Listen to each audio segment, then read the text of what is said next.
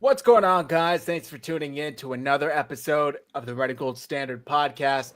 My name is Zach Hernandez, and as always, I'm joined by my co-hosts Matt Llewellyn and Mike Andrews of Nothing But Niners. We got a great show planned for you this evening. Times are dark. The 49ers are losing games. They are beat up. They are done for the year, but we are here to talk about it all and somehow have a good time doing it. We got a great show planned for you this evening. Before I toss over to my guys, if you're watching on X, make sure you hit like and repost the stream. If you're watching on YouTube, make sure you hit like and subscribe, both on Nothing But Niners, and do us a solid. Head over to the 49ersHive YouTube channel and hit like and subscribe there. Drop your comments in the live chat. We will read the best ones during the show. We always do. But really, hit like and subscribe. It helps more than you guys know. Now that I got that out of the way, Matt, how you doing tonight? Listen, Zach, it's been a tough couple of weeks for 49ers football, but overall I'm doing good, getting ready to fly out tomorrow to Santa Clara. I'll be at the Bears game live, so that'll be fun. And, the Bears are a pretty bad team. I don't know where they stand in regards to the 49ers, but at least it should be competitive, unlike the last couple of weeks. So should be at least a decent weather game. Looks like it's going to be partly cloudy in the 60s, so that beats the 20s and snow that we had on Sunday night. So guess I can't complain there, but I'm sure we're going to be able to complain about a lot of other things. Yeah, you can always get a grip or a sense of where the season is if by December we're starting to talk about, at least I have my life, my family, my health. At least I have a job. It's draft season, baby. It's draft season. Exactly. Mike, how you doing? I'm here, guys. Hopefully tonight's show is a good distraction. You know what I'm saying? Like we can shake some things off here and just like you said, find a way to have a good time. We're gonna see how this thing shakes out. But I'm all right. I'm good. Mike, can you do Aaron a solid? Yeah, absolutely. Click, click, boom. Let's go, baby. There we go. All right, we're obviously not going to make you guys sit through an entire play-by-play of the Buffalo beatdown. By the way, you guys like that title? 49ers meltdown in the snow, in the Buffalo snow. Yeah, I felt pretty clever with that one. This was a tough one, and maybe it's just me, but going into this game, I hadn't been as convinced we were in for a complete ass whooping. Maybe in like 3 or 4 years. Like it had been that long where the 49ers were good. I mean, Mike, before we did the Green Bay show, we were finally happy that they were for once underdogs for the first time in like a season and a half. And I think Sunday night, and by the way, you just know that sick SOB Chris Collinsworth was enjoying every single minute of it. That beatdown really solidified the end of the 49ers season this year. And I'll give it to my guy, Stewart. Matt, you were earlier than I wanted to admit. But some of you guys were calling it like after the Rams loss or after the Cardinals loss. It's definitely after the Seahawks loss. And I'm like, they're in this NFC West. They got a chance at it. But boy, did that beatdown Sunday night nail that door shut. Obviously, we know how the game went. They lost 35-10, I think was the final score. And it's really unfortunate because Christian McCaffrey looked as Christian McCaffrey like as he had all year. He was explosive. Now, how much of that was because the defense literally couldn't walk on the frozen tundra? I don't know. But both running games looked explosive. McCaffrey looked great. Matt, what was your prior to McCaffrey getting injured?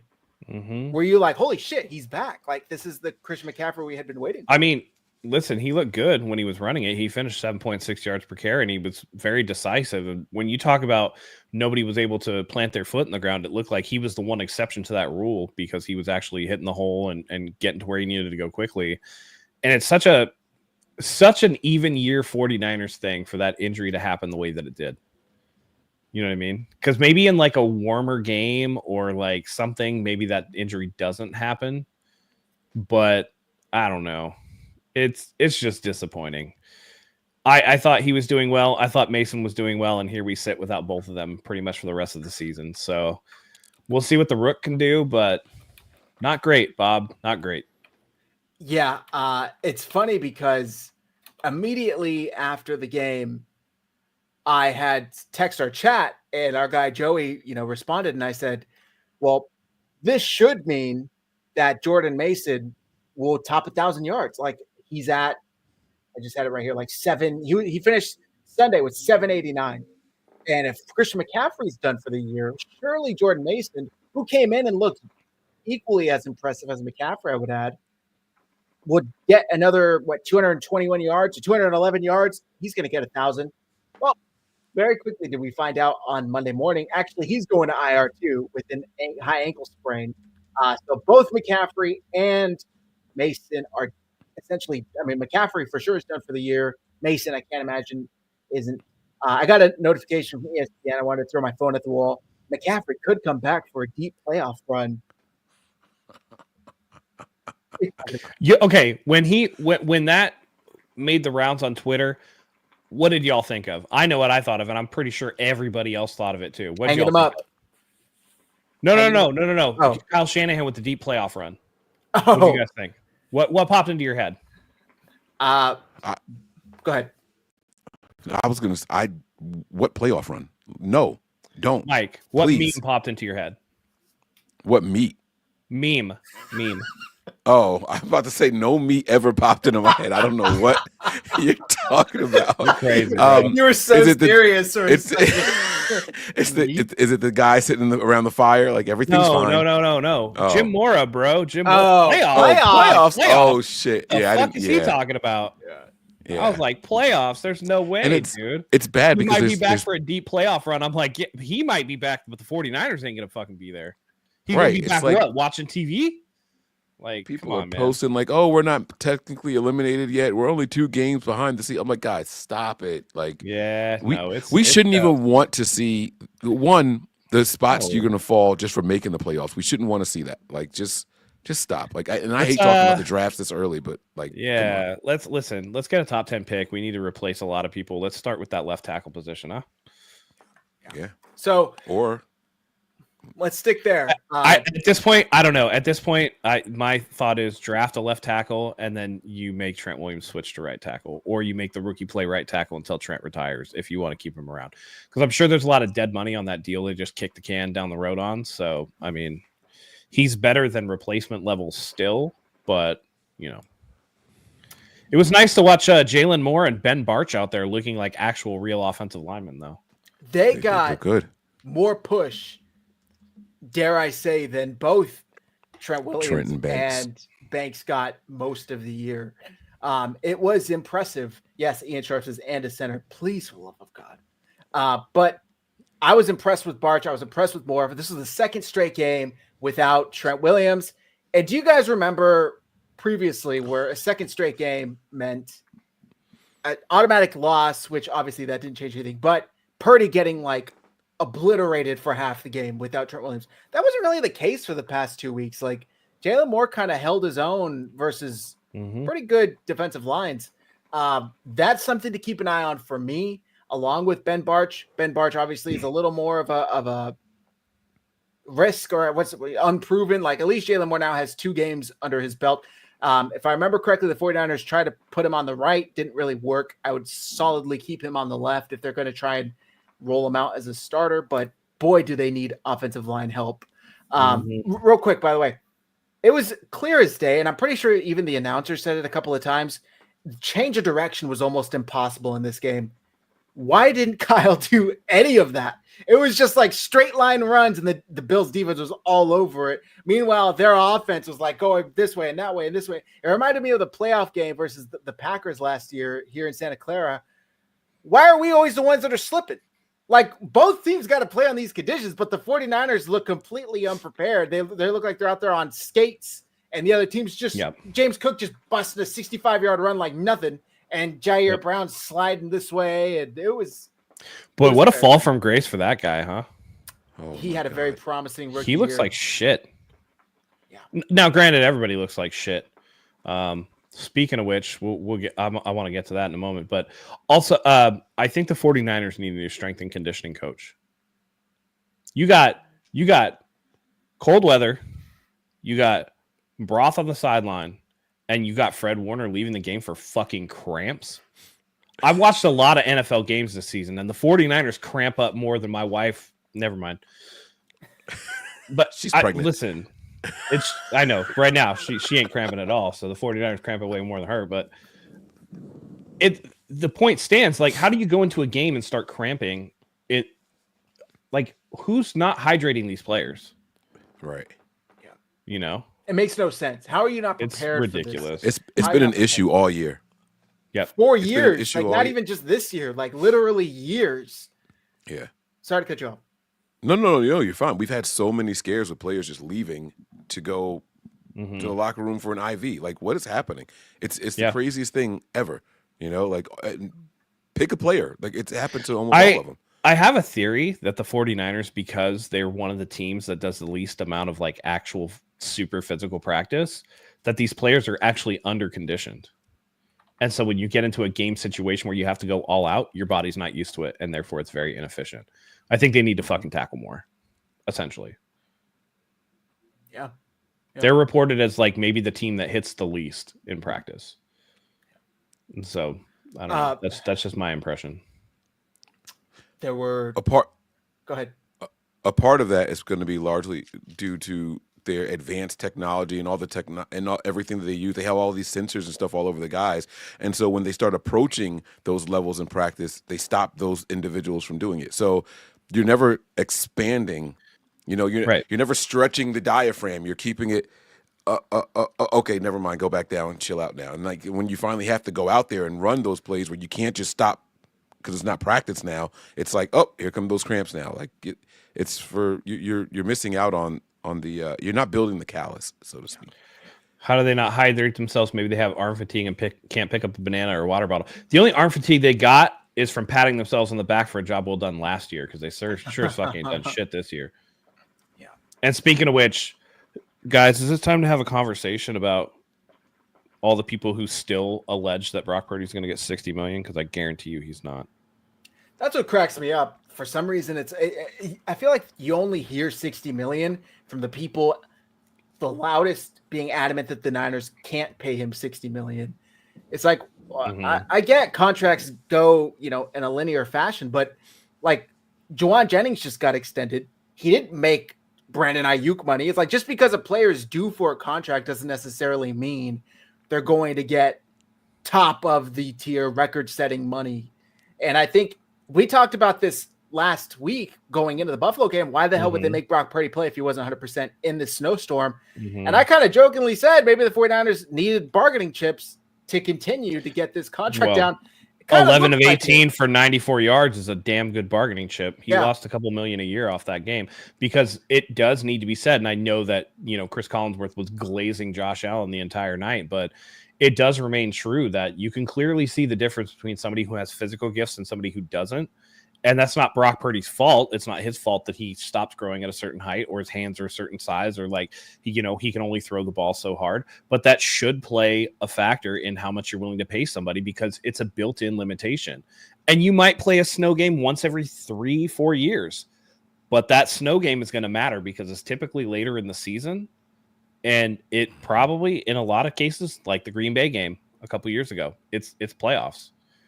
So do you want to handicap yourself with that much cap, or do you actually treat this? And people are like, well, his agent. And it's like, dude, the agent works for the player.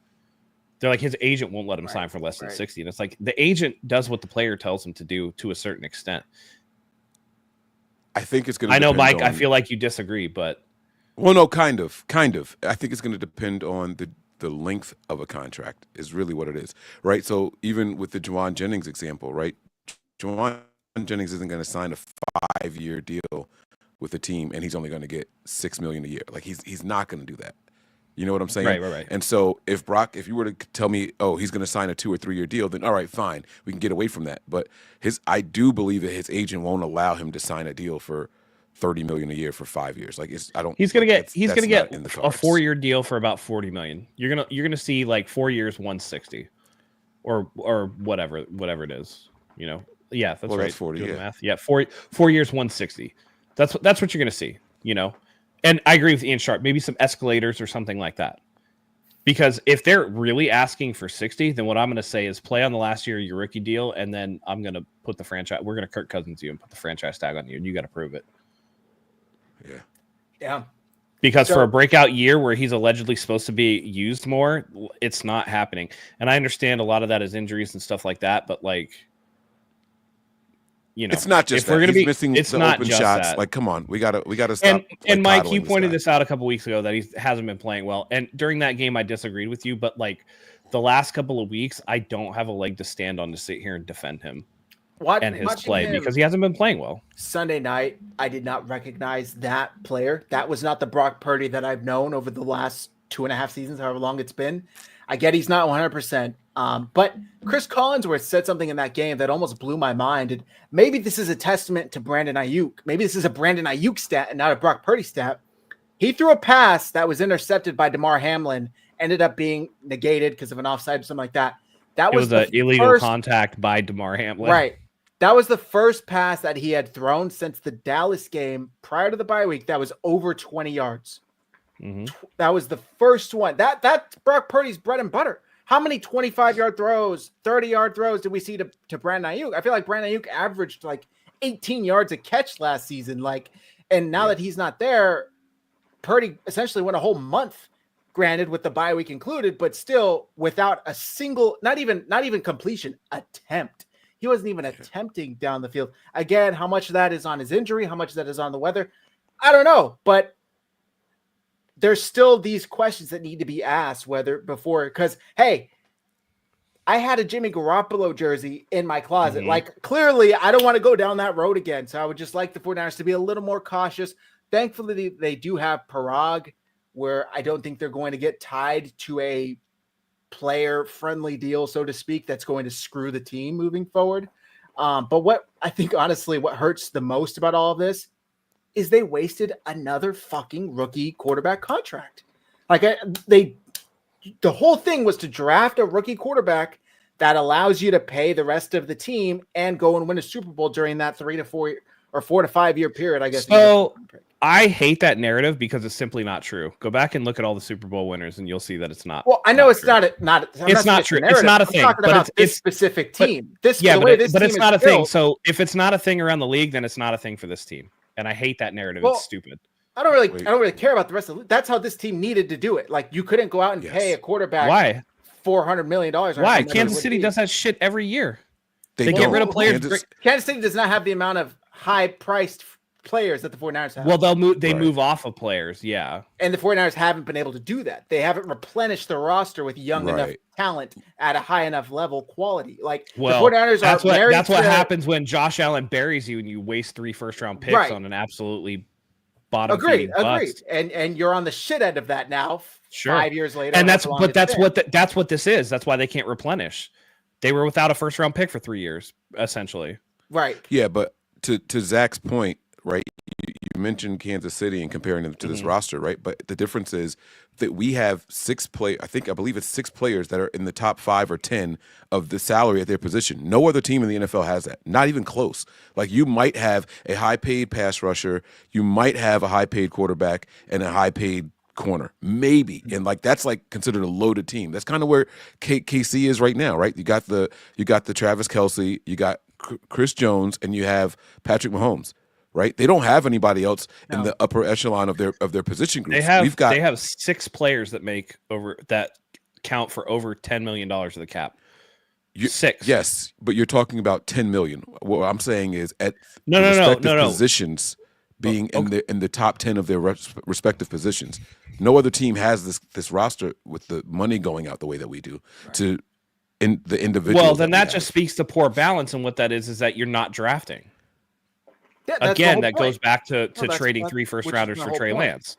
The way this team had to be built because of their poor decisions means that in my opinion, they needed to strike while the iron was hot and have a quarterback on a rookie contract. Yeah, but listen, the cap is always going up. They're gonna eat dead money at some point. Like, didn't D Ford just come off the books, or he's coming off the books after this season? Yeah, right. But, like, the cap is an ever fluid thing. How many? It's not. It's not real, but it's not the end all be all that everybody. No, I get that.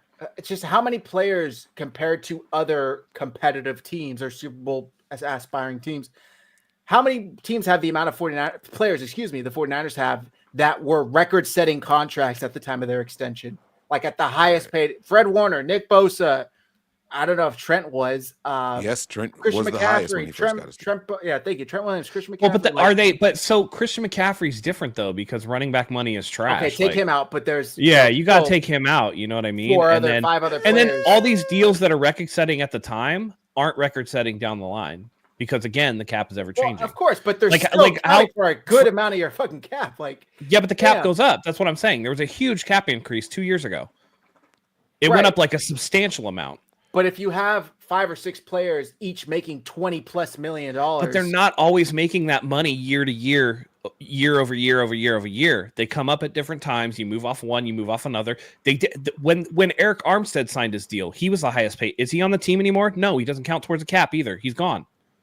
But he did for those years. That's my whole point. But he did, right. Yes. But what I'm saying is it's not just this thing that we're like, oh no, we wasted the quarterback. No, you're just gonna have to draft better going forward with your draft picks that you now have. Easier said than done. I mean, if every team could this draft looks pretty good, right? This draft looks pretty good. So you have to count on that. What I'm saying is like I don't like the excuse of like the cap. The cap. It's just, that doesn't make sense. And also to Matt's point about not saying that, it's not necessarily true. We did get to the NFC Championship game and we did get to the Super Bowl with that rookie. So so now winning it is different. But we did get there, so I wouldn't say it was a complete waste, a disappointment, or a little bit of a letdown. But that window is definitely going to change. Yeah, ask the Browns or the Jets if they would like to waste Brock Purdy's rookie contract the way that we did, and they would take it in a second. I think I saw a stat where it's like I don't think the Jets have made the playoffs since like 2004 or something like that, or 2008 or something like that. Mark Sanchez, I think, was the last time. Yeah, that was the last time they made the playoffs. Yeah. So all I mean is the Niners had 4 years with you. This is going to sound dumb, but like playing on easy mode because now things are going to get a little more difficult if you have to pay your quarterback. Roster building on easy mode, I should say, because now you have to really make some tough decisions where you didn't have to pay Brock Purdy. And again, it's not going to start next year. He still has a year of his contract, and then you could tag him. You can go from there. But now you have to make some decisions where maybe and it didn't work out. I get that, but maybe you can't splurge on a Javon Hargrave. Maybe you can't, make these decisions that you otherwise had the flexibility to do. They don't have that flexibility as much anymore. Will they still be able to do it? Probably because they have Parag, but it's not as easy. That was my whole point, is that like you had it on easy mode and you were that close multiple times. And unfortunately they couldn't get it done. Sure. But you have to take into account what you said though. Right? They had it on easy mode because they were able to get this guy, this guy, this guy, this guy. So we should trust in some form of talent evaluation at some level because they took the worst roster in the NFL in 2017 and turned it into a perpetual contender, right? Notwithstanding severe injuries or, 3 personal tragedies this year. Right. That, Ricky Pearsall gets shot and 2 of the players lose children. It's like, what the fuck, dude? Like, I posted. I don't even know, man. That's a curse right there. I don't even know how to process that. But if you expect no emotional drop off from that, that's crazy. Yeah. I posted on X, like, you think I can't handle a crappy year? I've been through 2-14, 3-13, 4-12, and I have pictures of Alex Smith, Cody Pickett, all these quarterbacks, and somebody did reply, yeah, but none of the players' kids died. None of the players got shot. And it's like, fuck, that is a good point. I mean, that takes a toll on a team. To be fair, in 2006, is it Thomas Harrion died after a preseason game, a 49ers defensive lineman in the locker room passed away, but things were horribly insane this year, at an unbelievable rate. If you would have told all of us back in August when Ricky Pearsall got shot, this is just the start. None of us would have believed anywhere near the level of insanity this year got to. That doesn't even include Deebo choking out Tabor Pepper on the sidelines of a game. This shit was fucking crazy, man. Dude, that's honestly, listen, I don't want to, listen, I'm not trying to be a dick or anything, but that's Deebo's biggest highlight this season. No, it is. But I know you have to go soon. I had this quote. We had talked about it previously, and I want to read it and get your guys' thoughts on it. Somebody found the snippet from an old article back when Wes Welker was with the 49ers as their wide receivers coach. This is credit to an ESPN article back when obviously Garoppolo says, for position coach Wes Welker, 220 pounds is the benchmark. Talk about Deebo Samuel. Welker wants Samuel under that number, which wasn't the case when he arrived as a rookie in 2019. Welker made it his mission to peel pounds from his protege, going on long runs each morning that offseason or last summer after Samuel's broken foot in June. It was really hard, especially a guy like him who could put on weight very quickly, Welker said. For Welker, the benefit of a slimmer Samuel isn't just speed, but injury protection. He starts getting over 220. It's more pressure that you're putting on your knees and ankles and all that stuff, he said. He's such an explosive, quick twitch type of guy that with all that body weight, every pound that you add makes it much more difficult to cut and more pressure it puts on your knees and ankles and stuff. One, how interesting that Wes Welker took it as his own personal responsibility to keep Deebo under a certain weight. And Matt, this is what you said. Anytime he had a hamstring injury, you were like, look at that fucking gut. Like the dude is out of shape. Like he needs to trim. Is it any coincidence that after Welker goes to Miami, Deebo comes crashing back down to earth after his? Well, it was a proof of concept for Wes Welker because that was really his first coaching role in the NFL. And so he's trying to make it a point. All right, this is our second round guy. This is our guy that we want as a weapon. So I need to like stay on him, particularly because you're not going to see like you look at Brandon Ayuk. And Brandon Ayuk is actually kind of lanky for a wide receiver. He's thin. You don't have to worry about him. If anything, you might want him to put on a touch of weight, right? But Deebo Samuel, somebody who puts on weight quickly. And it's very much like Zion Williamson in the NBA. You have an explosive athlete who weighs too much, you're going to get a lot of injuries. That's just the way that it goes because you're putting excessive shearing forces on all of your joints, excessive, movement and that weight combined is just going to wear things out quicker. It's harder to keep them conditioned because their body type does want to put on weight. And it sounds like Deebo Samuel can't be trusted to be a consummate pro. Like if it was me, when I got that bag, and I don't want to speak for somebody else's money, but for me personally, it'd be like, all right, it's time to hire a chef. This dude's going to like live in mother-in-law quarters out in the back. And like, I'm going to have him on a retainer, right? Like I'm going to pay you $125,000 a year to just cook me food. And I'll pay for all the food. All you got to do is rent free. You live in that thing. You do what you want, whatever, 125 grand a year. You just cook my food and make sure that I don't gain a bunch of weight. And that's it. And then just have the discipline not to go to fucking McDonald's on your way home. You know what I mean? He has the ability to pay somebody $75K a year just to slap food out of his hand before it gets to his mouth. I mean, dude, like that one YouTube guy, right? That they talk like that big jacked dude, that black dude that walks up and like smacks the sandwich out of the guy's hand. He's like, what the fuck are you doing? Like that. I mean, yeah, there's a difference between being a professional athlete and being a professional. Right. And I think that that's where it is. And it's just, again, I said it with Colin Kaepernick, it's cool that you can like lift a bunch of weights and stuff, but like you're not doing the things to get better at your craft to make you How the does best that translate? And it's great that you can do sprints on a treadmill. I'm not worried about your quick twitch. You know what I mean? It's his work is going to be in the diet department, and if you need help, go talk to 97. He can help you out with that. Cause I don't think that dude has an ounce of fat on him. He doesn't need carbs.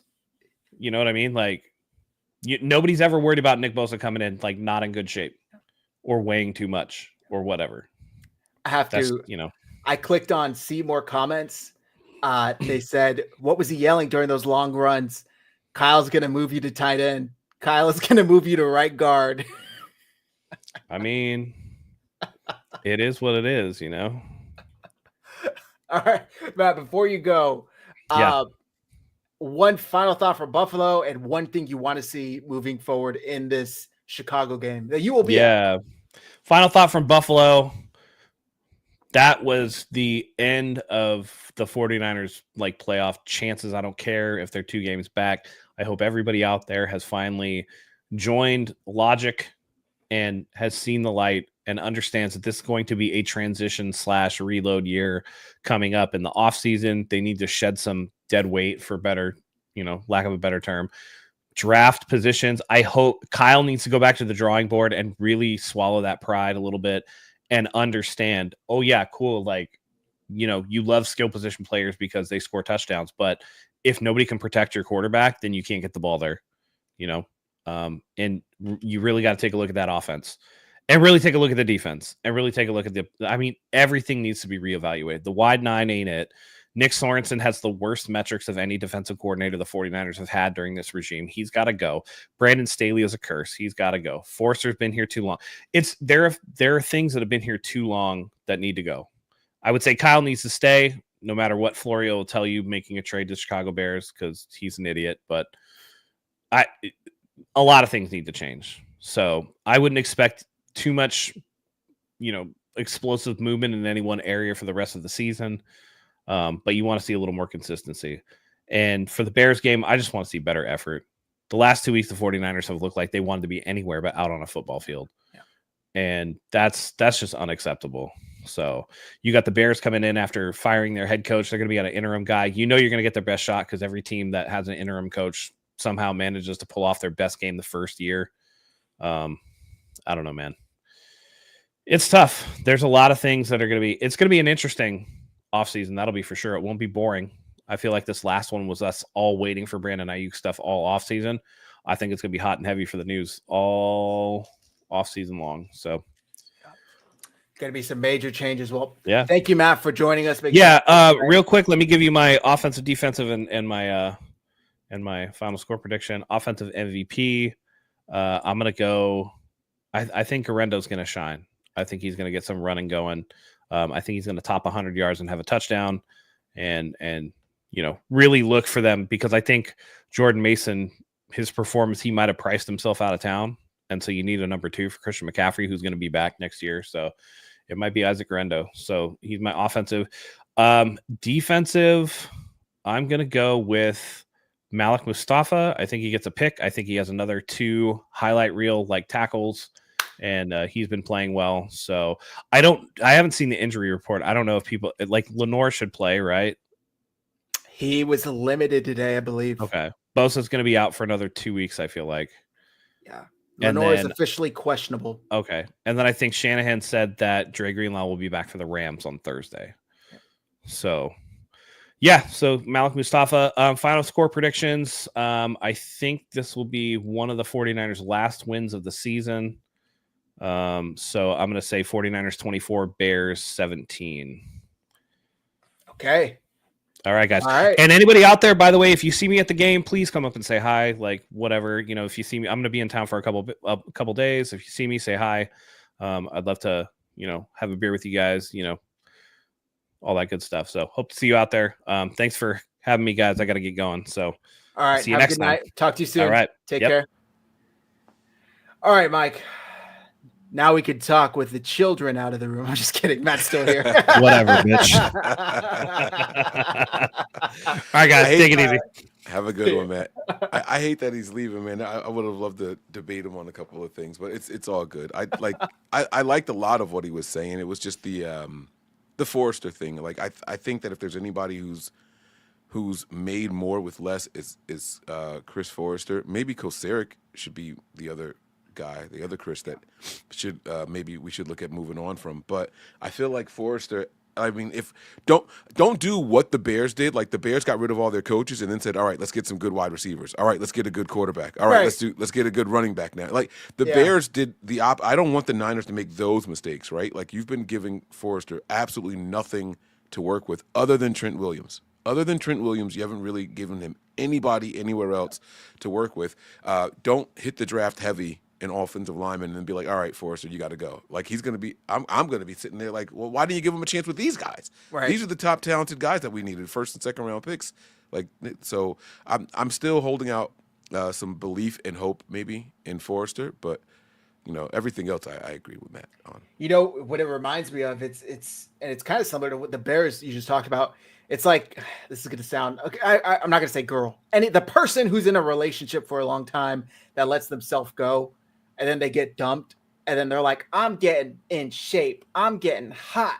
Like, take that. Why didn't you do that when you were in a relationship? Like, now that your relationship is gone, you want to get hot, and you lose all this body fat, and that's you could have probably kept your relationship had you just not let yourself go. Like, sometimes people need to be dumped to lose the weight, man. A lot of it's depression. Like, you don't want to eat, you don't want to talk to people, so you're just sitting around in the corner just crying, and so. Yeah. Turbo Durant, Josh Allen for MVP later, y'all. Maybe he's out. He's playing well. He's playing Yeah, well. he's doing his thing. Yeah. So this year, boy, it was tough for me to really swallow the pill that like this isn't it, because they have turned it around more often than not. And there's just like so much weight coming down on them by the football gods, by the NFL, by the schedule makers, by random Edgars shooting our wide receivers on the street of San Francisco. Like they just couldn't catch a break. So it's just too much to overcome. And it really is like, obviously, when you start to think long term, like, all right, we're in for a bad year. Like, just think about, I tweeted because I got a memory on my phone. A year ago yesterday, the 49ers whooped the Eagles 42-10. A year ago, 366 days ago. Think of how recently that feels, like it feels like just yesterday. So just think forward to a year from now. The 49ers completely replenish their offensive and defensive lines. They're looking a lot better, looking a lot healthier. And in hindsight, maybe that was the best thing that happened to the Eagles. That forced Howie to splurge on talent like Saquon Barkley, forced them to address their offensive line, forced them to address their secondary coordinators. They got Vic Fangio and they went and got Kellen Moore. Like, so maybe. Barbecue sauce. Zach, do you have a headset dent? What is that? Like on my head? I think maybe your hair, maybe. Oh, I don't think so. I got Johnny B gelling. That's just such a random question. That's so. I know, yeah. I love the viewers, man. I love the viewers so much, man. They notice the stuff that like just would be missed by me. But okay, back to the question. It really is kind of just too much to overcome, right?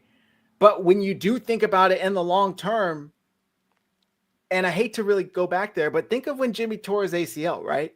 What did that land the 49ers? Nick Bosa. They do not get Nick Bosa without Jimmy Garoppolo getting injured. Obviously, you don't root for an injury, and at the time, it's hard to see.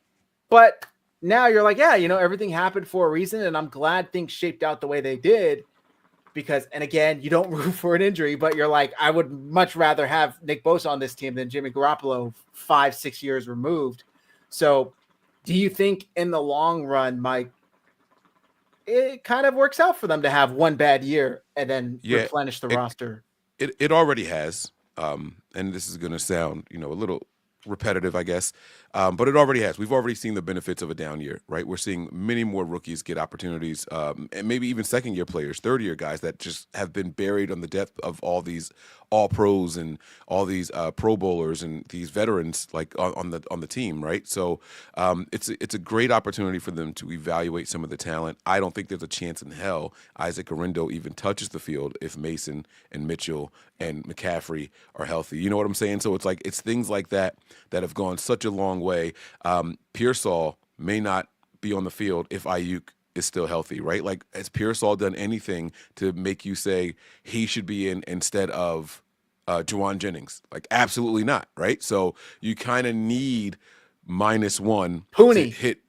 Yeah, there you go. Even like Dominic Pooney, right? So there's been some blessings, versus the curse.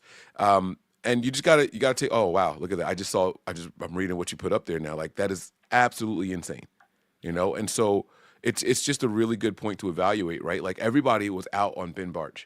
I've seen his name probably more than anybody's name since this last game, right? Jalen Moore, everybody was out on him, right? All of a sudden, it's like, wow, that's 2 games in a row, and one of them was in really bad weather. Like, maybe there is something there, right? Does Burford get a shot to get back in the rotation somewhere?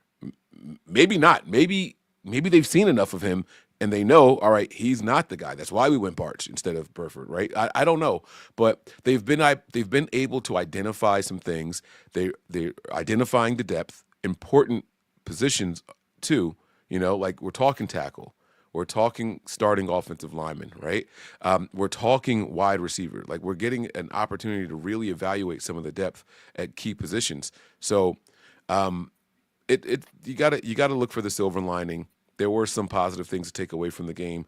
I talked about how the weather was going to benefit the run game, but I was also wary that it's going to work on the opposite way as well, it's going to help them too. And we're the team that can't tackle, and it reared its ugly head. So the game kind of went the way I expected it to. We were able to move the ball on the ground well. Probably one of the best running games the Niners have had all well, in the last 4 or 5 games anyway. But it's hollow yards. It's empty yards, right? I want to see them continue to fight. I want to see them continue to evaluate. I want to see. This is going to sound weird, right? Forget about the wins and losses for a second. I want to see Kyle motivate these guys to look like they're in the moment and invested in the moment, and they want to win. You don't have to win the games, but like I think it was you that said it. These guys were on the field, and they looked like they wanted to be anywhere except on the field. Matt said it. Yeah, agreed. That's not acceptable. That's not what we want to see. We want to see these guys giving a crap about their job, their performance, their futures, and rally with each other. Like, don't no. We're not hanging heads around here. We're not feeling bad for each other on the field. We are feeling bad for what's happening in people's personal lives, right? But we shouldn't be feeling bad for each other because of a game, right? This is a game. Like, let's go out here though, and let's play like we care about what's happening. Right. And so we're going to get the opportunity to see a lot more of that throughout the rest of the season. We got some more tough games coming. How do you handle these tough teams? Don't lay eggs like what we just saw. Don't go out there and just completely fold after 2 good drives like that. We've got to have more than that in the tank. That's what really, I think, surprised me about this team. Their ability to just completely crash out the second something goes wrong. One bad thing. Yeah. One bad thing. They're driving down the field. I think off the first drive, is that when Moody made a field goal off the first drive, and then the second one, he might have missed it off my top of my head. But regardless, once they drove all the way down the field, and then for some reason, Kyle calls a fullback handoff when Christian McCaffrey's averaging like 8 yards a pop. And Juice somehow gets like inside the 1 and the goal line, simultaneously isn't down and gets the ball punched out. Like, you couldn't do that if you tried, but somehow it happened. And from then on, it was just the wheels completely fell off. And it would have been a sight to see, like, entertainment wise, if I wasn't such a big 49ers fan. But at that point, like, I'm texting my dad, I'm like, you just got to laugh at it, honestly. Like, I haven't felt that helpless about a game since Brock Purdy tore his UCL in Philly. Like, you just got to laugh. Like, there's so much left of this fucking game. Buffalo scoring a touchdown every single time. Oh, look, they pinned him inside the 5-yard line. 97-yard drive right before halftime, touchdown. Mm-hmm. It was really frustrating to see. And I don't know if it's effort. I don't know if it was the snow. I don't know if it's a combination of everything. But I want to see them, like, at least pretend to care. I want to see them at least act like they want to be there. And I'm fucking tired of seeing Jake Brendel watching. I don't know if you've seen John Chapman. I have. John Chapman posts, he calls him the watcher because there's so many snippets where the play is going on right by Jake Brendel, and he's sitting there with his hands on his hips watching. There's fumbles on the ground in front of him. He's standing there watching. The piles in front of him, with the chance to keep going forward, he's standing there watching. There's a player getting, obliterated by a defensive tackle, and he's standing there watching. If this team goes into next season with Brendel and McKivitz, they deserve everything that's coming to them as starters. Excuse me. Right? No, you're absolutely right. And those are things that I look at coaching, right? Like, every other team in the NFL seems to know if you haven't heard the whistle yet, and your offensive player is being held up, start pushing him in the back. And we've seen plays continue where they ended touchdowns, right? He gets held up at the 2-yard line, and there's 3 defenders on him. He's trying to push his way in, and then here come the offensive linemen pushing. When's the last time you saw that? Right. Think about the fumble by Kyle Juszczyk. Can you were there any linemen trying to help? Was there anybody trying to push him in? I'm asking. I don't know. Because like you said, I started laughing. It's like, guys, you can't make this shit up. Like, I have been laughing to avoid being angry. You know what I mean? Like, I go into these games thinking, all right, it's going to be a joke. But I just can't. I don't know if there were any linemen trying to help him get there, because I would have to feel like if there was, someone would have fallen on the ball, right? Like, we would have had a chance at it. Like, but I feel like it was him versus 2 or 3, and they're just standing there looking like, all right, let's see what happens now. Like, enough. Like, this team has no effort. The downfield blocking when people are springing, like, again, credit to Barch. I saw Barch getting busy down the field, like blocking and playing through. Even though the ball was going to the right, he's going to the left, but he's still, there's been no whistle. I'm looking for someone else to make contact with. Kudos to him for some of those plays that I've seen. But it's like, you got to do something, man. You got to do something. And I think that's coaching. That's effort. You got to get these guys' mindset back into it. Nigel says CMC and Mason were out of the game on Juice's fumble. Correct. Correndo was in. But still, neither team could stop the running backs. Like, they were going off. Like, you just hand it off one more time, and you're in the end zone. Like, they're averaging. And here's the crazy part. You need one. The crazy thing is, like, let him be the lead blocker for the 2-yard run. And I'm not mad at him for the fumble. By the way, I've never once blamed him for the fumble. Oh, I can't believe Kyle Juszczyk, you suck. Like, I'm not that guy. Can I add some context here? The guy gets like 5 carries a year. So, like, you know, right. I love Juice. I'm not a Juice, like, cut this dude. I love Juice. I think he's cool. He's a valuable member of the team. But Ian, I think it's a little, you got to add some context. Like, it's not like it's like Christian McCaffrey where it's like, holy shit, he had like 300 touches last year. He didn't fumble. Like, gets like maybe 10 carries a year. Right. And again, I love Juice. I'm not blaming him for the fumble. It just happened. I just would have preferred they just handed off right up the middle with any of their 3 running backs. Now, to be fair, I'm pretty sure this was before McCaffrey got hurt. I'm pretty sure. I could be wrong. Yes. If McCaffrey's hurt, then okay, I get it. You want to try something different, but that's what the fullback is for. He's a valuable member of the team. I think he does a lot. Who said that? Justin says valuable member of the team. What the fuck? Oh, you're asking Justin if he doesn't. Yeah. Think Sorry. Yeah, no, he's very valuable, and I've listened to him speak to players. I've seen him on camera, off the field and all that. His mindset is exactly what's needed in this locker room. Believe it or not, I've had a lot more respect for some players for their off the field mindsets and thoughts and demeanor. Their attitude about the game. It's definitely needed. You can't get too young in the locker room for reasons like that. He says he goes in motion. What else? I mean, if that's all you think he does, I don't. Okay. Can't help you. Yeah. All right. So, Mike, let's focus on. Let me ask you this: final takeaways from Buffalo, disappointments, encouragements, anything that you really, really stuck with you coming out of that game, if anything at all. There could very well be like burn the tape. I don't even care about this game. Is there anything that stuck with you? No, I'm not burn the tape. There were some good drives. There were some good things that happened out there. There was a lot more negative. Let me be extremely clear what I'm saying here. But it's almost to the point where you get tired of talking about the negatives because they're the same negatives, right? Like 30% conversions on third downs, right? Like, what's wrong with Brock Purdy? Is he actually the guy, right? Like, I feel like we've been saying the same things for the last couple of weeks now, right? So I don't want to harp on that. We know special teams is bad. Like, I don't want to harp on that anymore. I'm over all of that stuff. But now I'm all about looking for the positives. Like, Deebo did pretty good kick returns, right? Like, all of a sudden, the return game wasn't absolutely terrible. That's a good point. Yeah. He looked good. And they asked him about it today. He's like, hey, what's the secret to being a successful return guy? He's like, look for the hole. Like, his answer was very nonchalant, but it was like, what do you think it is? Like, get yards. Like, go out there and do it. You know what I mean? It's like, but those are the same answers that when I hear coaches talk about the flaws and improving, it's like, all right, that ain't the answer. But that's who Deebo is. That's how he is. I mean, even on his own podcast, that's how he is, right? Yep. But when you ask Sorensen, hey, how do you get your team to tackle better? He's like, they got to tackle better. That's what I just asked you. How? I didn't ask what do they have to do. I'm asking how do you, like, what can you do? And he's, we just got to make the tackles. It's like the same thing. How do you draft better? Well, you just draft better players. You draft players that turn into starters. Okay, well, fuck. Like, you don't get to really just do that, Yeah. Nigel says. And by the way, go ahead. I know everyone was all upset about, like, oh, these first rounders, we missed. I guarantee you, there's more first round misses than first round hits. Yeah.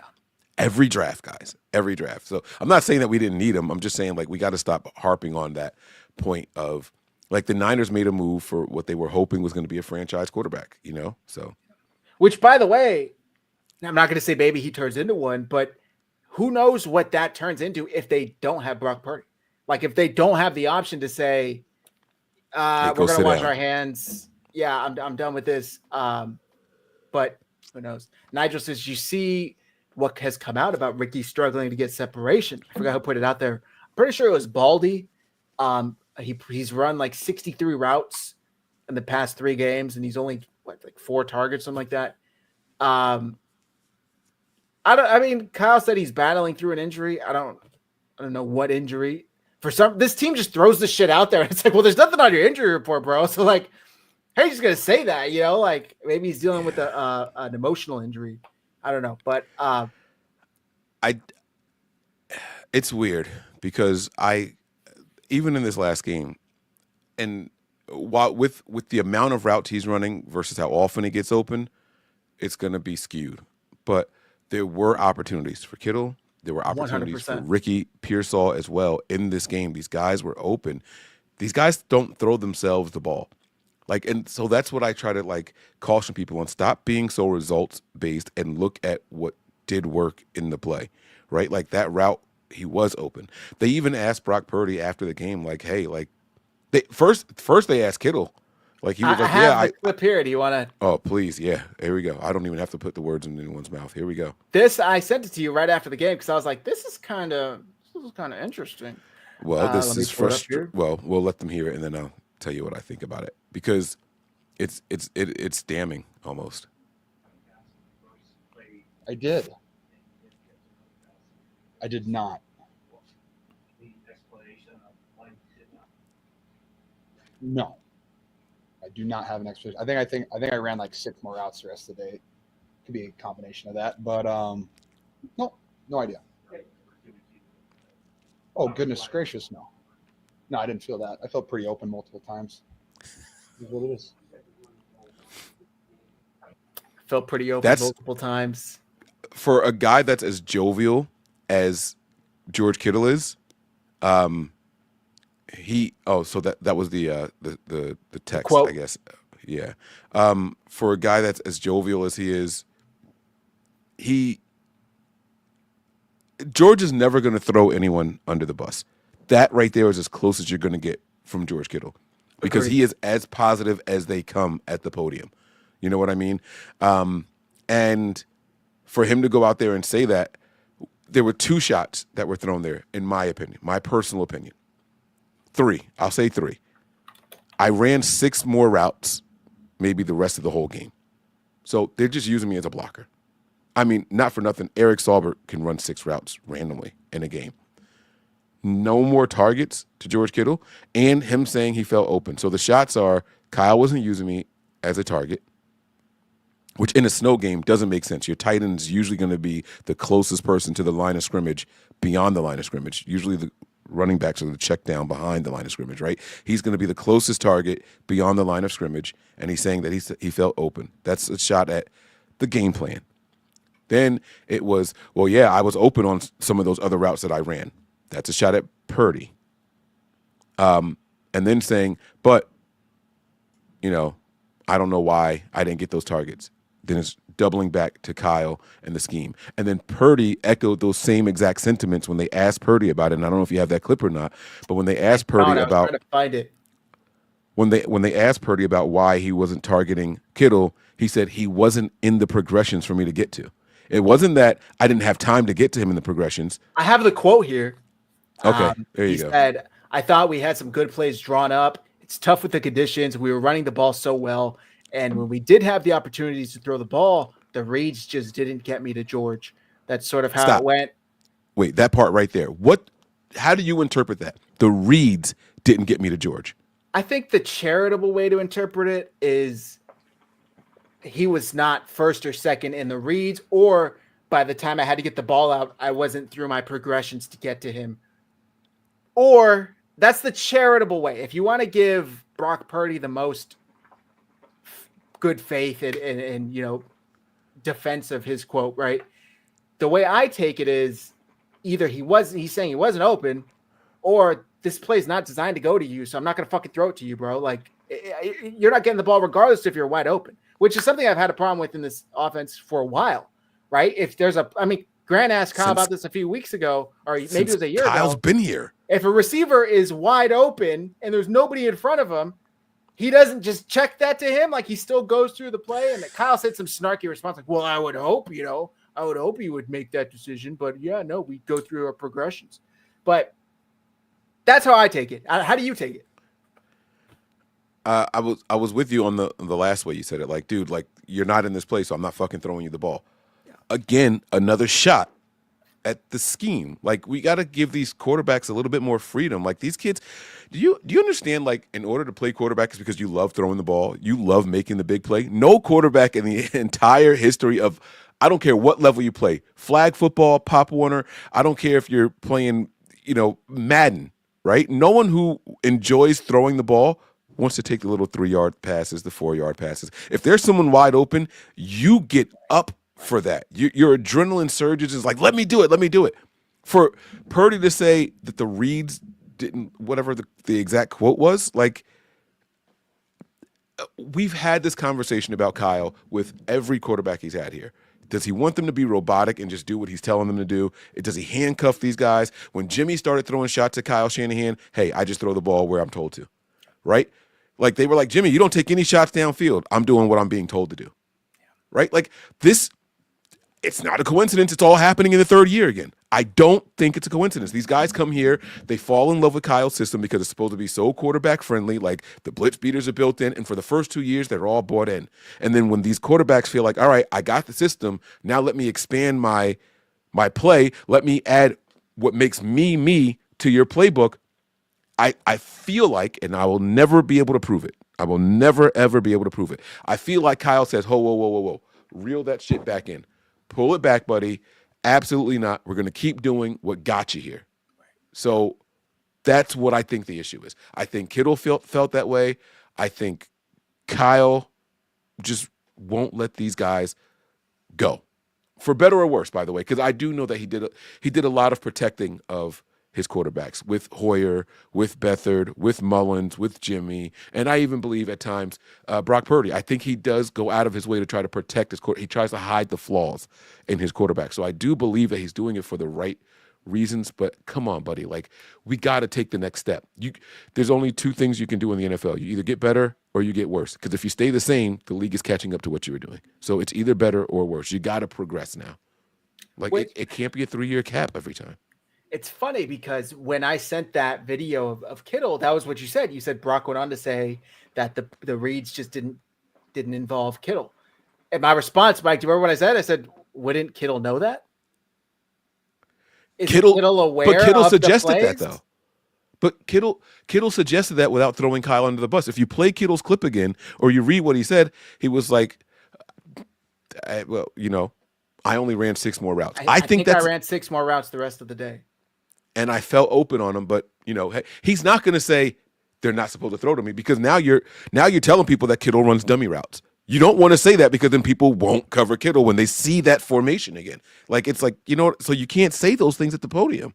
Yeah. Like, you're handcuffing these guys, and you're never going to go out there and say, well, on this play I was supposed to do this and that and blah, blah. Like, you can't do that. So, and I think a reporter even followed up with, was it more of the defense covering you and you weren't open? He said, oh gosh, no. Like, you're oh gosh, right. No, I felt pretty open at times. Mm-hmm. I don't know, man. That's really, I don't want to say frightening, but it's disheartening to see. Like, Kittle is having one of the best years of his career.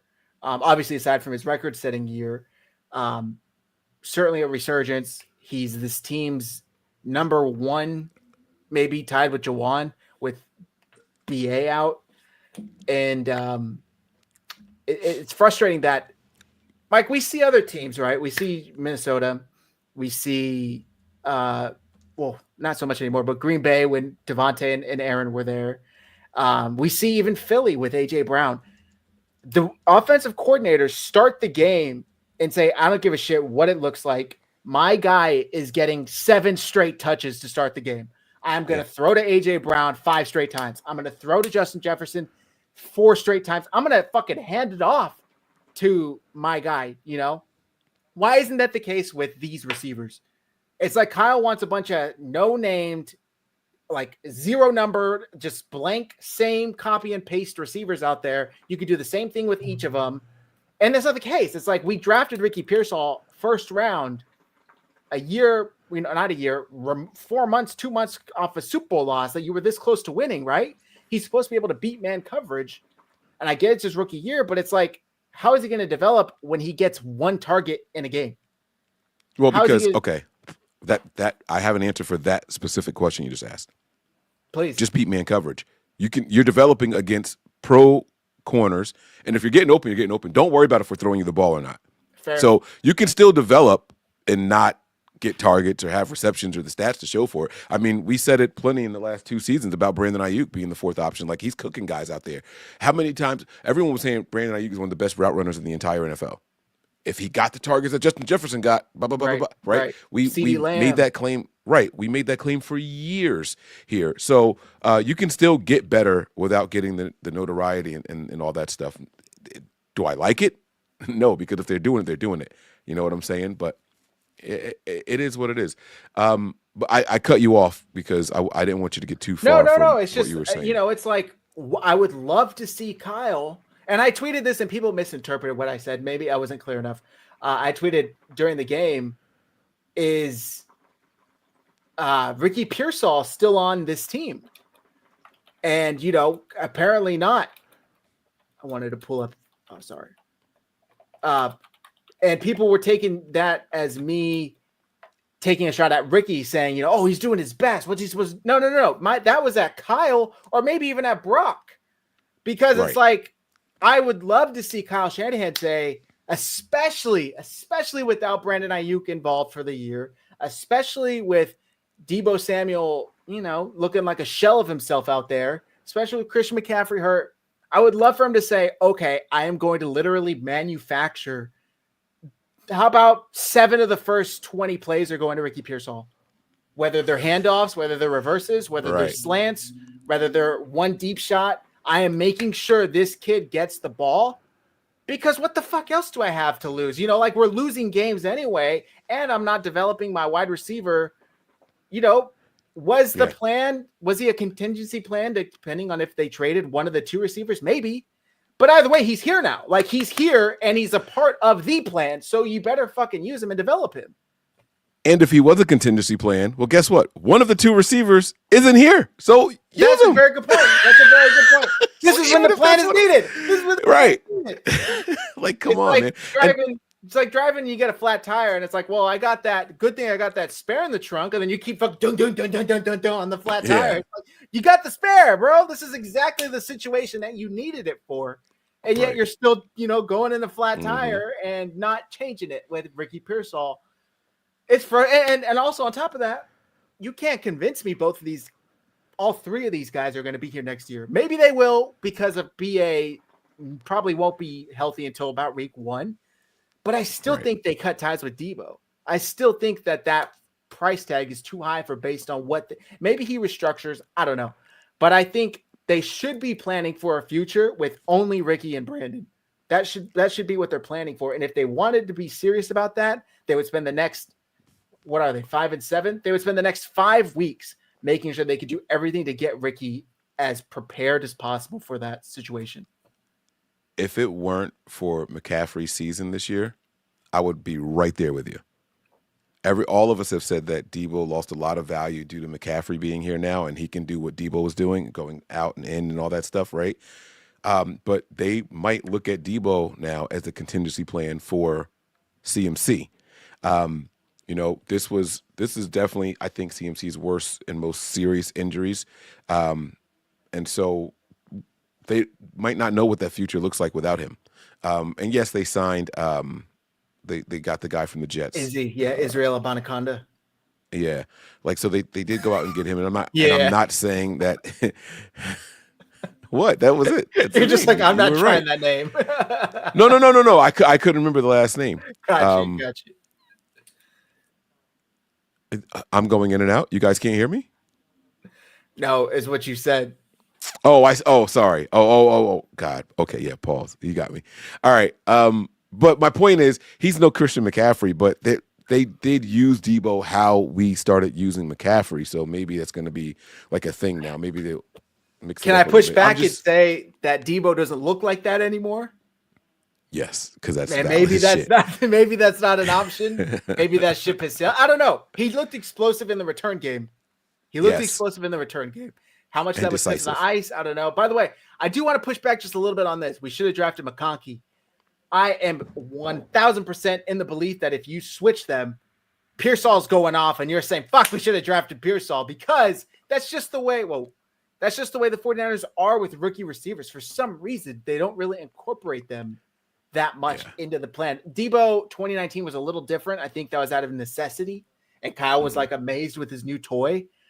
But if you just like look back on them under Kyle, it's not really like a thing that he does. And they take a long time to get going. I don't know if the offense is so complex or whatever it is.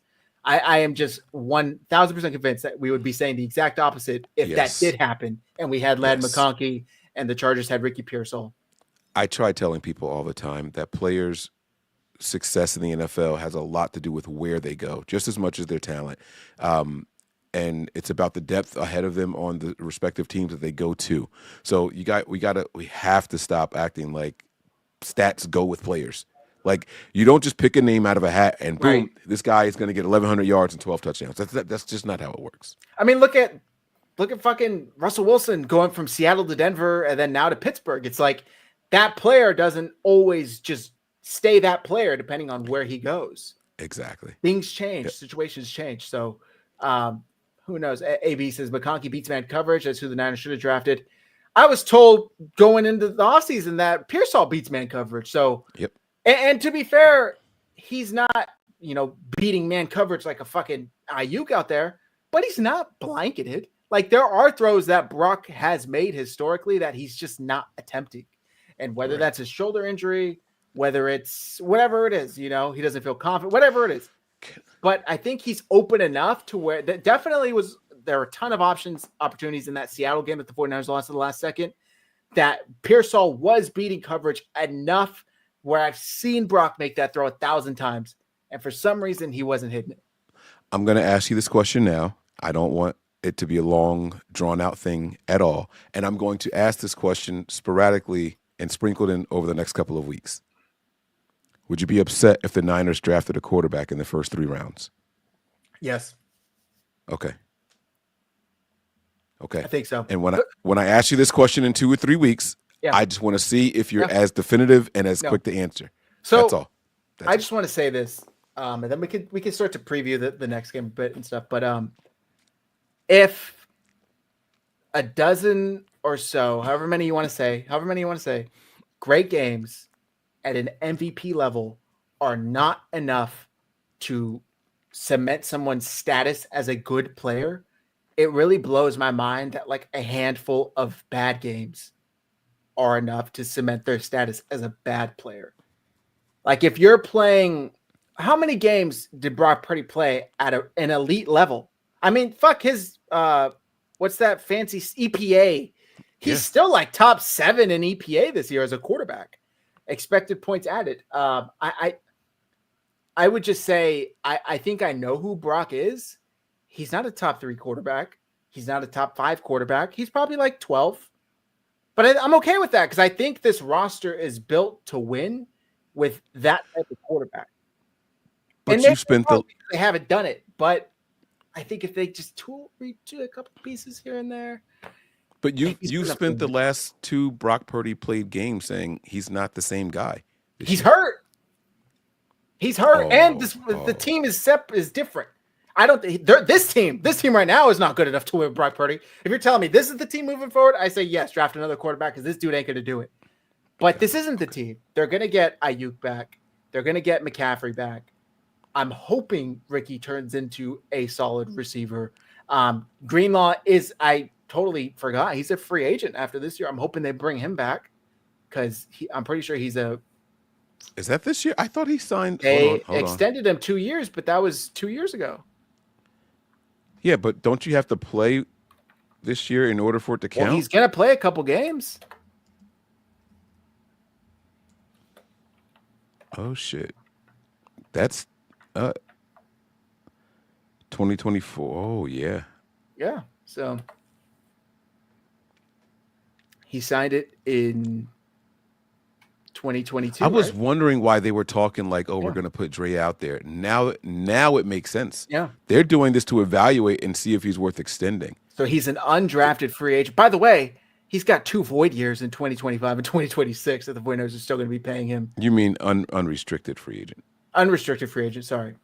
Undrafted free agent. Yeah. No, I think that's why that's why they're running him back out there. I could not for the life of me figure out why they were like, yeah, he's going to get some play. Yeah, he's going to play. And I'm like, why? What the fuck for? Why this season? Why? But that's why. Okay. Yeah. It makes sense now. Yeah. I don't like it, but it makes sense. Yeah. Okay. Yeah, but that's my main point. If you play really well for a season and a half, you win multiple playoff games, you never leave the field without the lead in the Super Bowl. And if that's still not enough for people to be like, yeah, this is a good player, then why is a handful of games of playing average to below average or bad, in this case, he was really bad Sunday night, enough to say that's a bad player, I don't want him? Okay, so my only response, and again, because I didn't want this to be like a big thing, is if he's who you think he is and who we saw, what's the harm in getting somebody in the third round or second? I would rather spend the capital improving the roster around him. Okay, and that's a very good answer. Okay, I think I would rather take those resources and build around this rather than diverting them, because then you're not building this and you're also not building that. And, it's like it's a jack of all trades instead of a master of one. It's like everybody's kind of average. We're not really doing much, but no, let's get another offensive lineman. Let's get another edge rusher to pair with Bosa. Let's get 49ers throwback said earlier, the Rams spent the last 2 years repairing their trenches, and look what it's done for them. Like, they're obviously not like an elite team, but they have really good pass rushers and solid offensive linemen. I would love for the 49ers to do that. And I really hope this year finally changes Kyle Shanahan's mindset I feel like he just fucking said it like 8 months ago. I don't draft offensive linemen. I draft players that score touchdowns. And that little fucker had that little smirk on his face. I know he felt so cool saying that. It's like, and Jim Harbaugh, I think, had the best quote I've seen on this topic. Which was the exact opposite. Exact opposite. He said, I think he said, offensive linemen don't require any other position to be good at their job or to do their job to play well, but every other position requires offensive linemen to play well to do their job. And that's exactly right. And that's why as soon as Jim Harbaugh was hired here, what did he do? He drafted Upati. He drafted Davis. He drafted Alex Boone, signed Jonathan Goodwin. He made that offensive line one of the best. I'm pretty sure Shanahan has said it too, that he rather have players. They have both echoed it. Yeah. Yeah. And I got pissed when Forrester said it. I was like, dude, don't take the bait. Don't fall for that shit. Shanahan said it, but Forrester said it also.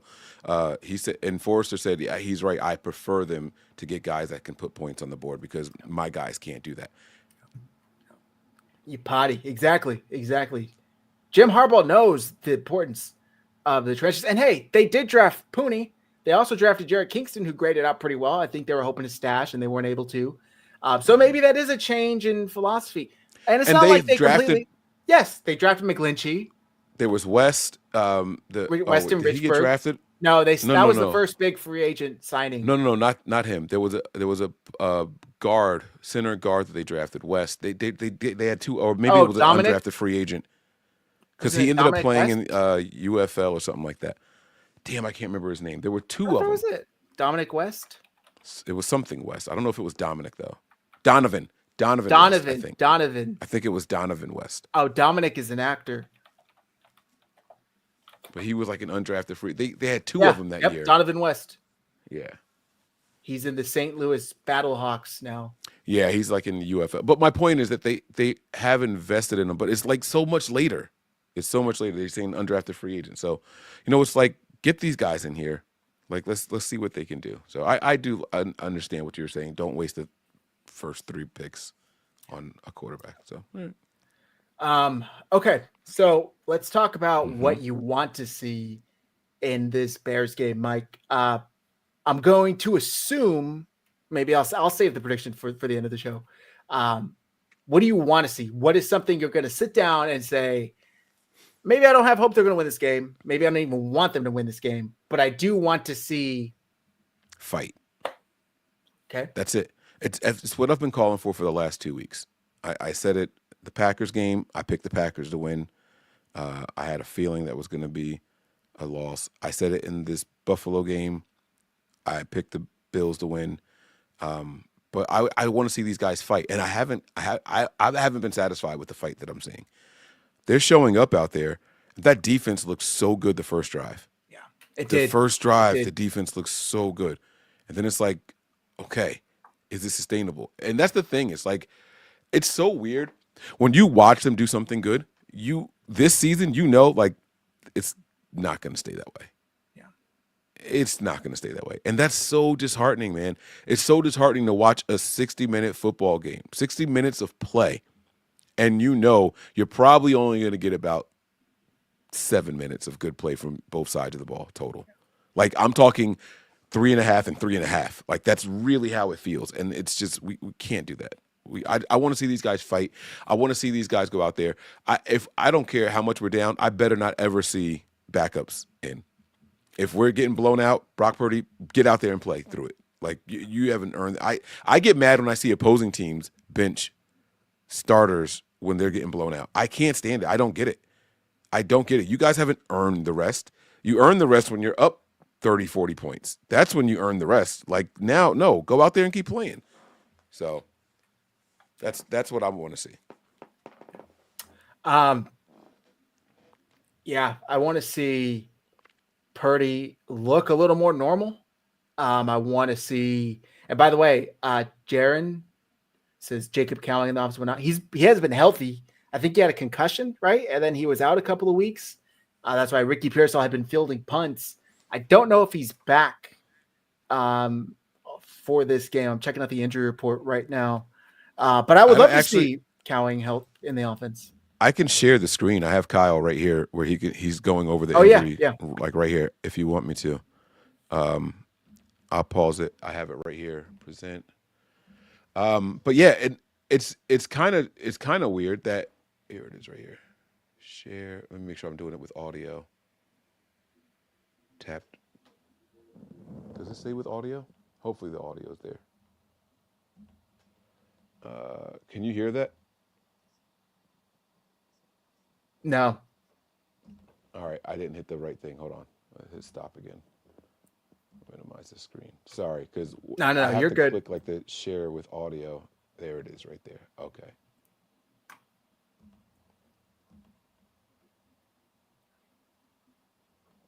All right. No practice. All right. Injuries for practice today.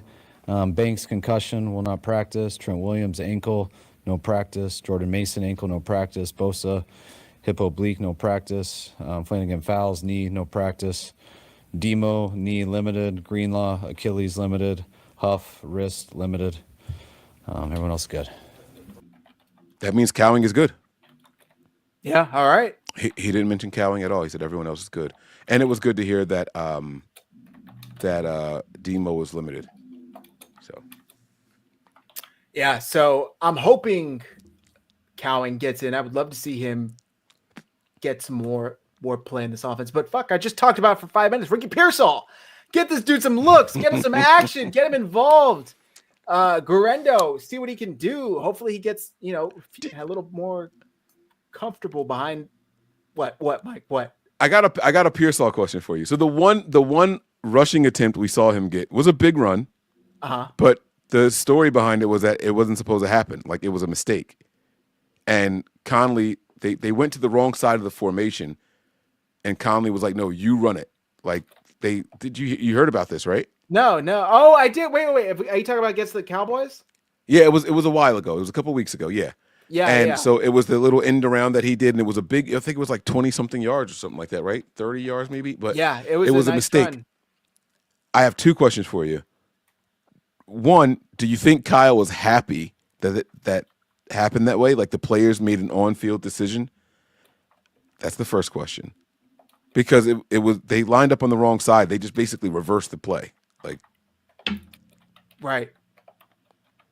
I don't like. I sincerely wonder what Kyle felt about that. He probably, it reminds me of that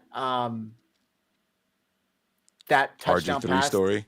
No, the touchdown pass that Brock Purdy had in Jacksonville last year, where he ran to the left and then he points to the back of the end zone. He throws the Tayu across his body, and Kyle's like, and then he's probably like, no. Oh, okay, nice, yeah, that worked out. But don't do that again. Like I would imagine that was a similar reaction to where he's like, just run the fucking play the way I call it. But okay, yeah, nice, but don't do it again. Like that's how I would take it. And why haven't we seen it attempted anymore? I have no idea. I've been saying that for the past 3 weeks. Get this dude involved. Get him more involved. There's literally no cost to doing it because it's not like anyone else is going off. You're not taking targets away from someone else, So I don't know. But I'd love to see Pearsall more involved. I want to see what Guerrero can do. Hopefully his vision comes to him a little more naturally. And I want to see Purdy look like Purdy, Feel a little more comfortable. We're at home. It's going to be 60-something degrees and sunny. No more crazy weather like the past 2 weeks. I mean, it wasn't that crazy in Green Bay. It was just cold. But, yeah, I want to see some chemistry. I can tell you a couple of things I don't want to see. And this is going to be super selfish, but I don't want to see the special teams do well. Because I want Schneider. See, now I can keep Schneider. Right. Like, I don't want to see that. And obviously we don't want to see any more injuries, guys. Like I don't know if I want to see the defense do well. I would like it to be beat, like the defense to be beat down. Like I want a different defense. I want Kyle to be like, all right, like cool. I was having a conversation with somebody, and I want to pose this to you just to get your opinion on it. And it was I kept asking why the Niners only promote from within. Why don't we go outside for coordinators? Like we're the most poached offense and defense in the entire NFL. Right? Why don't we go outside and get other players? Like it's only like, oh well, you've come up in the system with us, so here we go. Outside of Robert Saleh, and that was the first year here, everyone else has been promoted from within at every position along the way, except Wilkes, who was just a scapegoat, and Staley, who we don't really know why he's here, right? So yeah, Justin's like typing as I'm saying the same thing. Yeah. Right. But my thing is the person I was having this conversation with was saying to me that it was because we're always in the playoffs. We don't have time to like. That's good. That's a good point. Do you think that's what it is? I don't know if that's necessarily the case. I mean, maybe it had been traditionally, but look at this past offseason. Like, as much as they try to deny it, Sorensen was like their last choice. Like, they tried to get Belichick.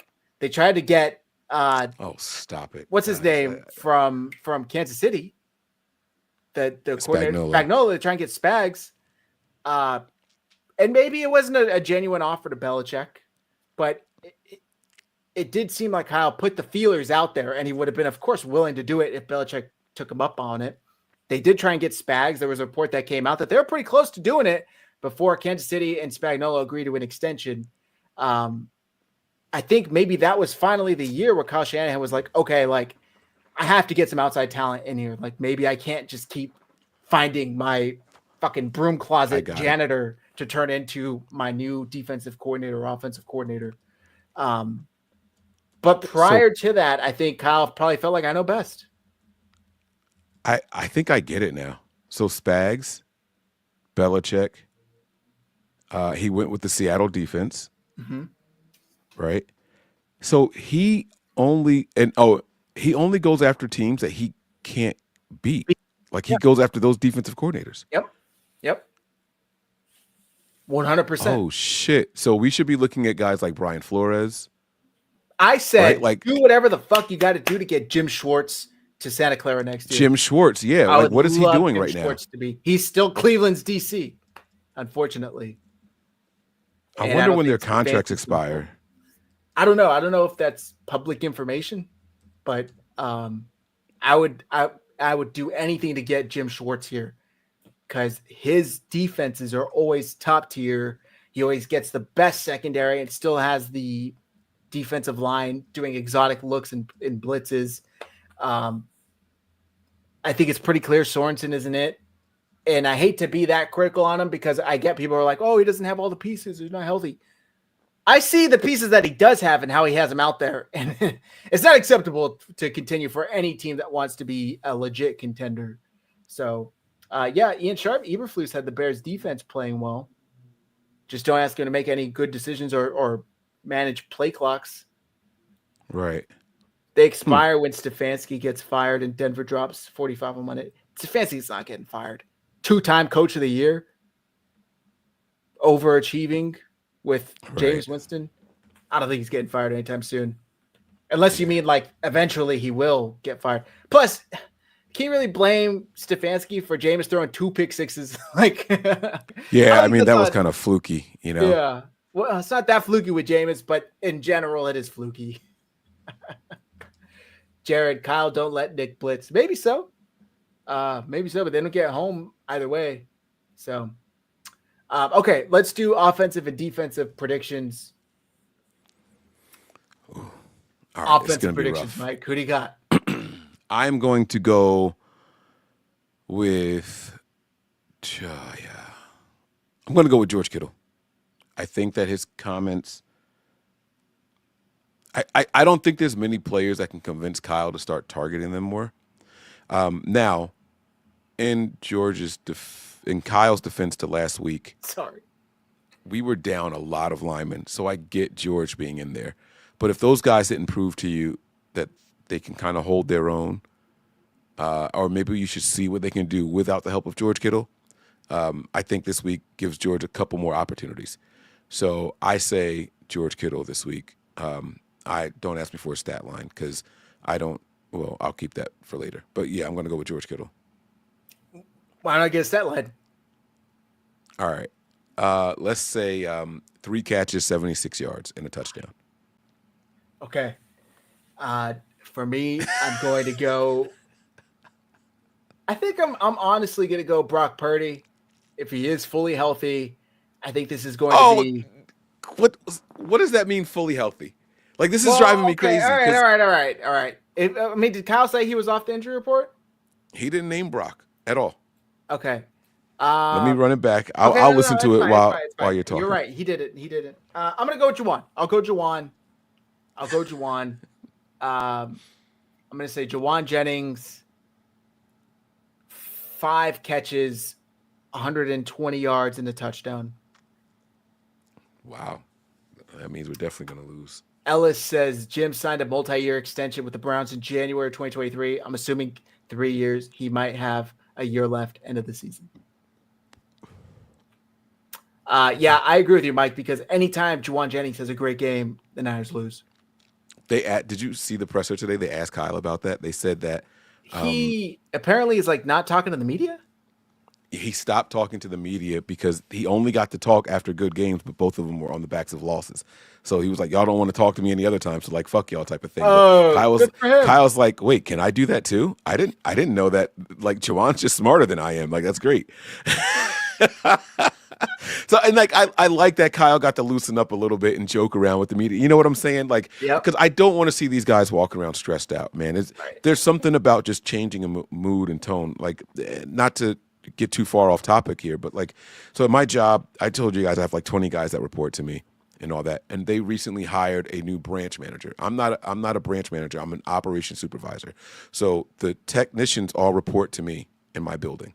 So they hired this branch manager, and his office was kind of like in the middle of the warehouse, and everyone's walking around on like eggshells. Like, they're like, oh, is this guy gonna? And some things have been shaken up. We've gotten rid of a lot of drivers. A lot of my technicians, since he's been here, like, more strict on certain things and all that, right? We recently switched offices. So my office was way down on the other end of the building and kind of secluded from the drivers. Like, they had a direct line from me out of one of the warehouses, like they could come right to me, and they did every morning. But his office was like in the middle of the of the entire building. So the warehouse staff, the METs, and everybody's walking around on eggshells, right? We switch offices, and there's an immediate change in like demeanor. People are laughing and joking again. The work in the warehouse now, I'm talking specifically in the warehouse, it's more productive. Like the guys are like, I guess they feel like the big brother's not watching because those guys don't report to me. He's in charge of the entire building, you know? So it's like, it's just weird. It's weird. So I'm saying that to say like, maybe if like they can shake things up and just get a little loose. Right. Same exact team, same exact people, but the mood can really be like, it permeates through the rest of the staff. And so maybe that's just what we need. And Also, yes, I have the thermostat in my office now. Justin. I got to find out who this Justin guy is because he's on fire. Is this a new name? Like, why do I not know it? Yes, I have the thermostat in my nice. office now. By the like, and I know they're not mathematically eliminated, but there's also something freeing about just being like, hey, we got fucking nothing to lose, dude. Like, let's just go out there and play. Like, we got nothing to lose. So, all right, defensive MVP, Mike. What do you got? All right, I really like Matt's pick too. Matt picked two really good guys. Like he got out of here and like just bailed on us, right? Like that was, he did some good things. I'm going to say Demo. He's back. I expect Demo to come back in here and play, and I expect him to make Caleb Williams' life a living hell. I think Demo has been dying to get back out there. He's one of the guys that I've never worried about getting the contract and like falling off. He's been talking shit all year long, and I don't even think he's like peak like potential yet. I don't think he's close. Right. If I'm being honest with you, he's not perfect out there, but man, he's good, and I think he can't wait to go back up there. Yeah. That's a good pick. Shit. Try to think who the hell's gonna play. That's the other tough thing, right? Yeah. Like, just say Fred Warner. It's low hanging fruit right now, right? Fred's gonna be Fred. Like who was on the defense? Leonard Floyd. Leonard Floyd playing his old team, one of his old teams. Malik Collins is in there. I'm gonna go with. I dare you to say Jaden Brown. Sam Okuwanu.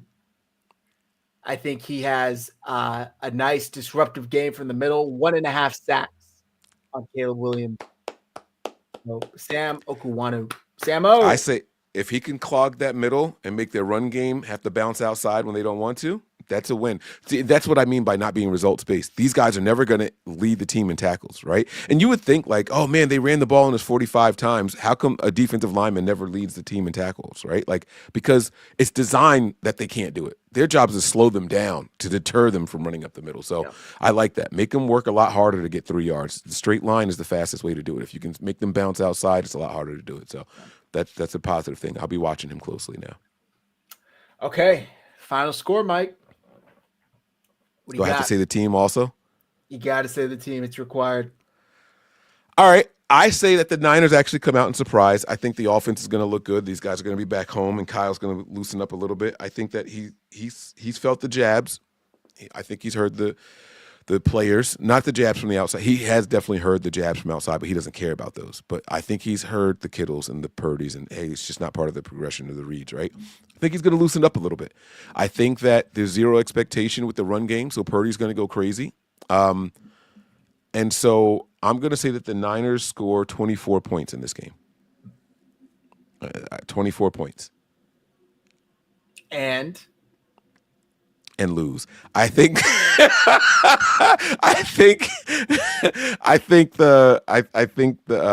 Bears end up with 27.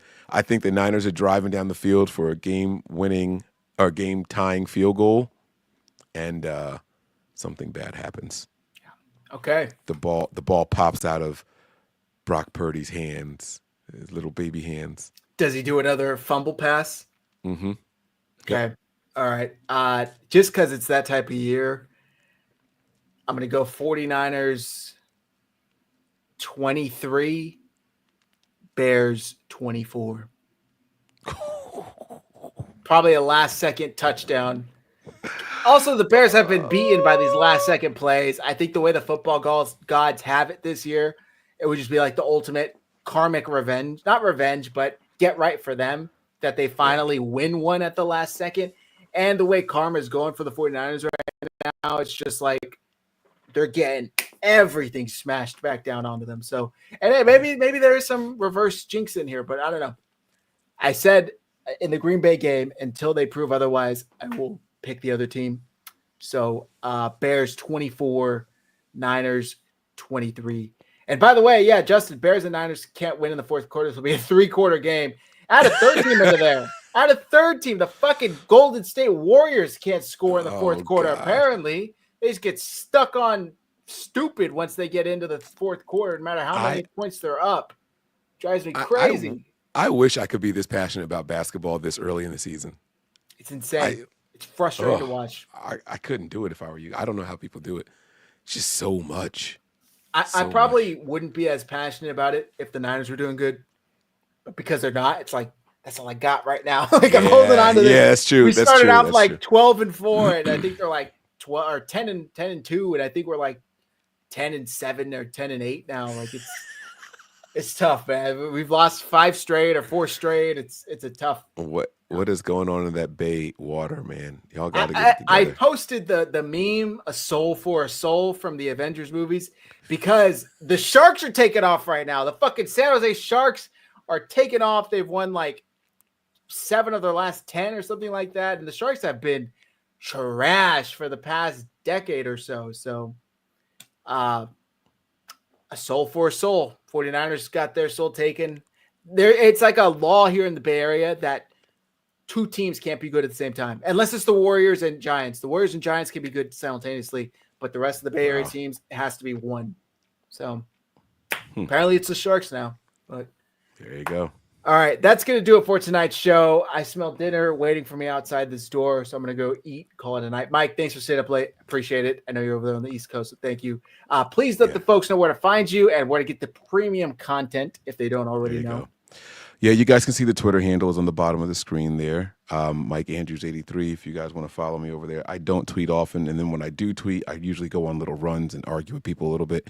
But underneath Zach, down there in that corner, it's the Patreon page, patreon.com/NB9ERS for some extra content. Come join, watch along with us on game day. It's a lot of fun. Any game that is not prime time, it's $5 tier and up. If it is on prime time, we do it for just the $1 tier. So come over there, watch, and go through the ebbs and flows of emotions of the game and get my real thoughts. It's bad over there. It's bad. Well, it used to be. I told you guys, I turned it over. I'm laughing now.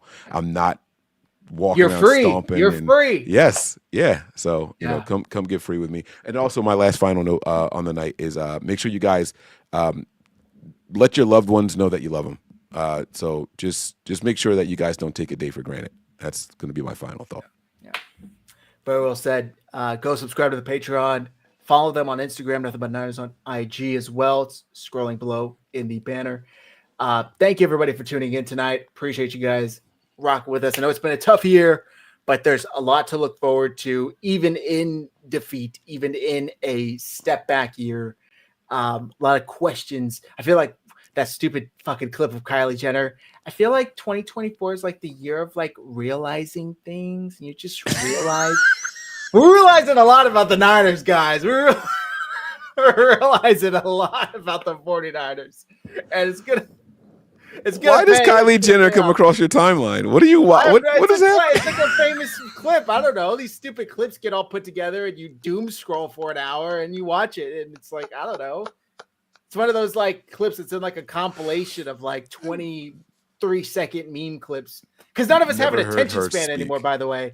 Nobody has an attention span. Have you ever seen those clips where it's like they're playing like a clip from like a podcast, and then underneath it there's somebody playing like that jungle jumper game or whatever? You know, it's like people have to watch both of them simultaneously because nobody has a fucking attention span anymore. Which is weird, right? Like I cut the show. I'm all about the long duration shows, right? Like that's what I do, right? But then like when I do the 30-minute show, I look at the data. It's like, oh, retention, 26 minutes tops. Yeah. Like you're lucky if you can get it past 15 minutes for the tops. What am I doing 2.5 hours for? You guys gonna watch 15 minutes? I was like, fine, I'll do 30-minute shows. And you know what they say in the live during the 30-minute shows? Go longer. It needs to be longer. It needs to be long. Well, fuck you, guys. Make up your damn minds. Like, what do you want us to do here, guys? Yeah. Jeez. It is tough. It's a tough life out here for a content creator. All right. Thank you, guys. We appreciate it. Have a great night. Have a great rest of your week. I think we'll be live Sunday after the game. If not, I'm sure we'll put some details out. But it's at 1. It's here. So it's a little easier for us to go live rather than Sunday night. That makes it real difficult for us. But we'll figure it out. We'll put the details out. Follow us on X. Our handles are below on the screen so you don't miss anything. For Mike, for myself, for Matt, thank you guys. And I forget how Matt ends the show. I always forget. He says it every night. And as always, go Niners. Go Niners. Thank you.